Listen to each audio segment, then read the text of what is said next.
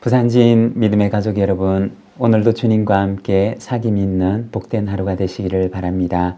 오늘 말씀은 마태복음 12장 1절에서 8절입니다. 그때 예수께서 안식일에 밀밭 사이로 가실새 제자들이 시장하여 이삭을 잘라 먹으니 바리새인들이 보고 예수께 말하되 보시오, 당신의 제자들이 안식일에 하지 못할 일을 하나이다. 예수께서 이르시되 다윗이 자기와 그 함께한 자들이 시장할 때 한 일을 잃지 못하였느냐? 그가 하나님의 전에 들어가서 제사장 외에는 자기나 그 함께한 자들이 먹어서는 안 되는 진설병을 먹지 아니하였느냐? 또 안식일에 제사장들이 성전 안에서 안식을 범하여도 죄가 없음을 너희가 율법에서 잃지 못하였느냐? 내가 너희에게 이르노니 성전보다 더 큰 이가 여기 있느니라. 나는 자비를 원하고 제사를 원하지 아니하노라 하신 뜻을 너희가 알았더라면 무죄한 자를 정죄하지 아니하였으리라. 인자는 안식일의 주인이니라 하시니라. 아멘. 오늘 우리가 함께 읽은 말씀에서는 안식에 대해서 말씀을 하십니다. 1절과 2절의 말씀입니다. 그때 예수께서 안식일에 밀밭 사이로 가실새 제자들이 시장하여 이삭을 잘라 먹으니 바리새인들이 보고 예수께 말하되 보시오, 당신의 제자들이 안식일에 하지 못할 일을 하나이다.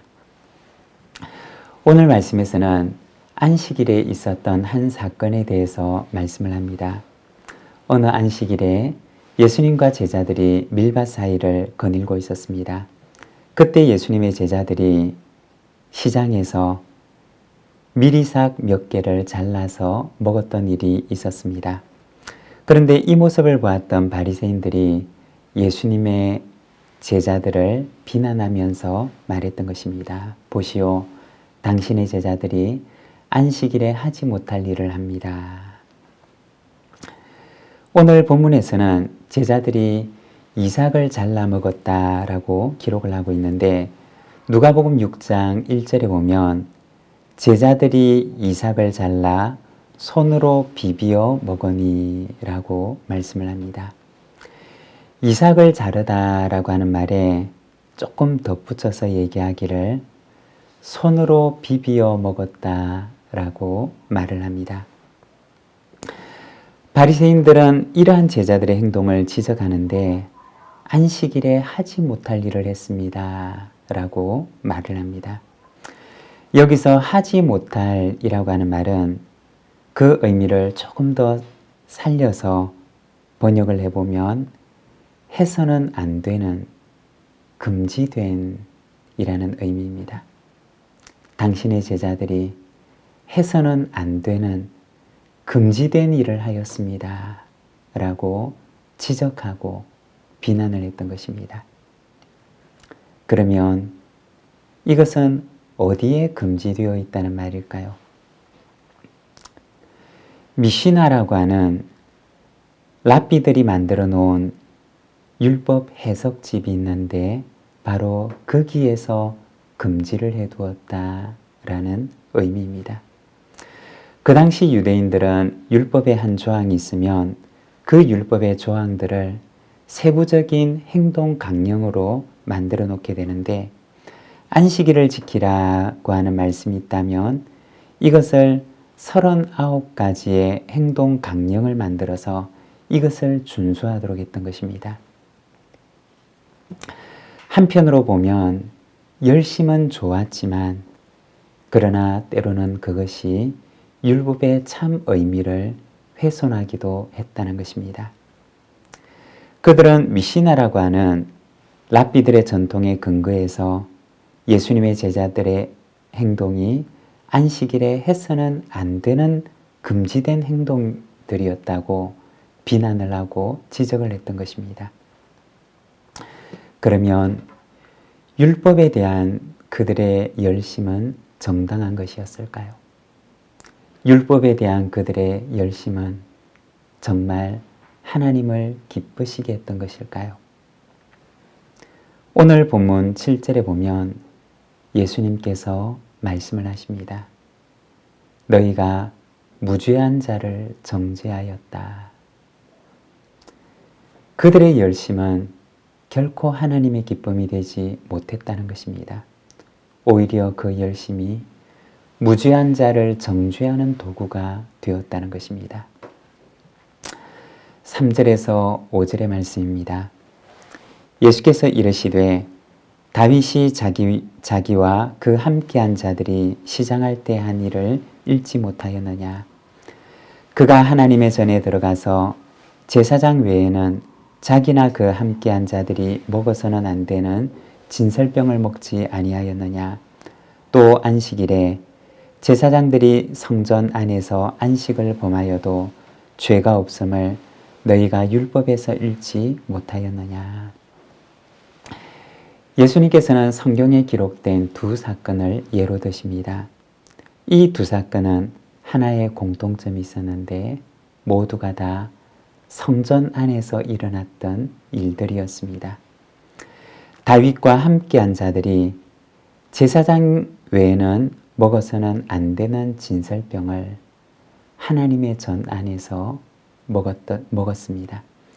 그리고 제사장들이 성전 안에서 제사를 위해서는 안식을 범해도 죄가 되지 않는 바로 이 일을 말씀하십니다.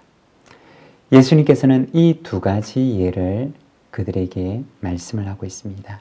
이어서 6절과 7절입니다. 내가 너희에게 이르노니 성전보다 더 큰 이가 여기 있느니라. 나는 자비를 원하고 제사를 원하지 아니하노라 하신 뜻을 너희가 알았더라면 무죄한 자를 정죄하지 아니하였으리라. 여기에 보면 성전보다 크신 예수님에 대해서 말씀을 합니다. 성전의 참 의미에 대해서 말씀을 하시는데 여러분, 성전은 어떤 곳일까요? 성전은 한마디로 얘기를 하면 회복이 일어나는 곳입니다. 죄로 인해서 하나님과의 관계가 깨어진 인간이 제사를 통해서 그 깨어진 관계를 회복할 수 있도록 회복의 길을 열어주신 곳이 바로 성전이라는 것입니다. 이스라엘 백성은 광야에서 지어진 성막을 통해서 그들이 언제든지 실수하고 죄를 범했을 때 하나님 앞에 나와서 그 죄를 고백하고 회복의 삶을 살아갈 수가 있었습니다. 하나님께서는 그와 같은 기회를 그들에게 열어주셨던 것입니다. 하나님께서는 그 성전에서 일어나는 제사를 통해서 그들을 용서하기를 원하셨고 그들에게 긍휼을, 자비를 베풀기를 원하셨던 것입니다. 성전 안에서 일어나는 제사보다 더 중요했던 것은 그 제사를 통해서 일어나는 하나님의 용서와 자비, 긍휼이었던 것입니다. 그러면 하나님께서 죄인을 향한 용서와 긍휼을 최종적으로 보여주신 곳이 어디냐? 바로 하나님의 아들이신 예수 그리스도입니다. 예수 그리스도를 통해서 그 안에서 일어나는 하나님의 용서와 긍휼을 보여주셨던 것입니다. 참 예수님께서는 참 성전이 되셨고 사람이 손으로 지은 그 어떤 성전보다 더 크신 성전이었던 것입니다. 그리고 이어서 안식일의 주인이 되시는 예수님에 대해서 말씀을 합니다. 8절입니다. 인자는 안식일의 주인이니라 하시니라. 예수님께서 안식일의 주인이라고 말씀을 하십니다. 안식은 창조의 완성과 함께 찾아온 것이었습니다. 완성된 하나님의 나라에서 피조물들에게 주어지는 하나님의 평강이 바로 안식입니다. 6일 동안 하나님께서 세상을 창조하시고 모든 피조세계는 하나님의 안식 안에 거하고 있었던 것입니다. 하나님께서 그들에게 주시는 평강 속에 그들은 거하고 있었습니다. 바로 죄가 들어오기 전까지 일입니다. 죄는 하나님의 안식을 깨뜨리지만 그러나 예수 그리스도를 통해서 하나님께서는 참 안식을 회복하시고 하나님의 백성들에게 그 안식을 허락해 주십니다. 안식은 하나님께서 우리를 위하여 예비하신 참 평강을 가리키는 말입니다. 참 안식일의 의미를 알지 못하고 사람을 정죄하는 도구로 사용하였던 바리새인들에게 예수님께서는 안식일의 주인이 되신 예수님과 참 안식을 주시러 오신 바로 참 안식의 회복에 대해서 말씀을 하십니다. 사랑하는 여러분, 율법의 의미는 정죄가 아니라 사랑입니다. 하나님께서 율법을 주신 이유는 바로 그 안에 하나님의 사랑을 보여주시기 위함입니다. 율법 속에 담겨 있는 하나님의 참 사랑을 깨닫고 그 사랑 안에 거하며 살아가는 우리 모든 믿음의 가족들이 되시기를 바랍니다. 기도하겠습니다. 사랑의 하나님 아버지, 은혜를 감사합니다. 오늘은 말씀을 통하여서 우리가 안식일의 의미에 대해서 말씀을 묵상합니다. 성전으로 오신 주님, 성전보다 더 크신 주님, 그리고 안식일의 주인이 되셔서 하나님의 백성들에게 참 안식을 선물로 주시는 우리 주님의 모습을 바라봅니다.